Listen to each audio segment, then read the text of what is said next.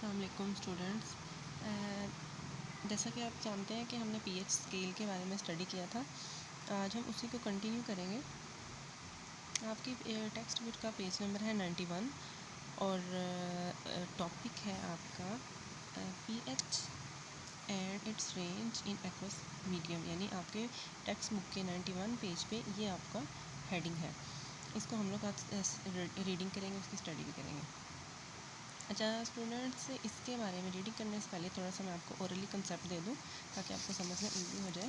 Water के बारे में आपको बताना है कि जैसा कि आपको पता है कि वाटर जो है वो हाइड्रोजन और ऑक्सीजन से मिलकर बनता है, यानी पानी का जो मॉलिक्यूल है, पानी के एक मॉलिक्यूल के अंदर 2 हाइड्रोजन एटम और ऑक्सीजन का 1 एटम होता है। इसलिए पानी का जो फार्मूला है वो है H2O। और पानी के अंदर जो आइंस होंगे वो होंगे हाइड्रोजन आइंस और हाइड्रो ऑक्साइड आइंस। इस तरह से पानी जो है आइंस बनाता है। एक हाइड्रोजन का आइन होगा और दूसरा हाइड्रो ऑक्साइड का आइन होगा पानी के मॉलिक्यूल के अंदर। यानी प्योर वाटर के अंदर हाइड्रोजन आइंस और हाइड्रो ऑक्साइड आइंस की जो कंसनट्रेशन होगी वो इक्वल होगी पानी के अंदर। और इसी तरह हम जब पानी के अंदर एसिड को डिज़ोल्व करेंगे, ऐड करते जाएंगे, तो पानी के अंदर हाइड्रोजन आइंस की जो कंसनट्रेशन है वो ज़्यादा होती जाएगी। हाइड्रो ऑक्साइड की नहीं, सिर्फ हाइड्रोजन आइंस की जो कंसनट्रेशन है वो ज़्यादा हो जाएगी एसिड के ऐड करने पे। इसी तरह जब हम पानी के अंदर कोई भी अल्कली को ऐड करेंगे तो उसमें हाइड्रो ऑक्साइड आइंस की जो कंसनट्रेशन है वो ज़्यादा हो जाएगी, हाइड्रोजन की कम हो जाएगी और हाइड्रो ऑक्साइड की कंसनट्रेशन जो है वो ज़्यादा हो जाएगी। सो हम किसी भी सोल्यूशन को देख के उसके आयंस को चेक करके हम बता सकते हैं कि ये स्ट्रॉन्ग एसिड है या strong alkali.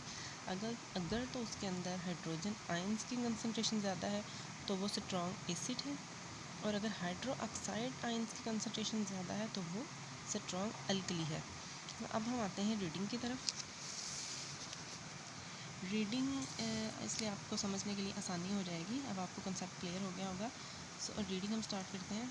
Pure water ionizes very slightly into hydrogen and hydroxide ions, यानी प्योर वाटर के अंदर स्लाइटली हाइड्रोजन और हाइड्रो ऑक्साइड आइंस होते हैं। So however the concentration of hydrogen ions and hydroxide ions in pure water are equal. यानी pure water के अंदर, जैसे कि मैंने आपको पहले भी बताया है कि हाइड्रोजन आइंस और हाइड्रो ऑक्साइड आइंस की जो कंसनट्रेशन होगी वो इक्वल होगी। So acid on dissolving in water increase the concentration of hydrogen ions in water, यानी जैसे ही हम पानी के अंदर एसिड को डिज़ोल्व करेंगे तो उसमें हाइड्रोजन आइंस की कंसनट्रेशन है वो इंक्रीज़ हो जाएगी, यानी ज़्यादा हो जाएगी। And alkalis on dissolving in water, यानी जब अल्कलीज को डिज़ोल्व करेंगे वाटर के अंदर, decrease the concentration of hydrogen ions in water, तो वो पानी के अंदर हाइड्रोजन आइंस की कंसनट्रेशन को कम कर देंगे in as compared to hydroxide ions, यानी हाइड्रो ऑक्साइड के मुकाबले में।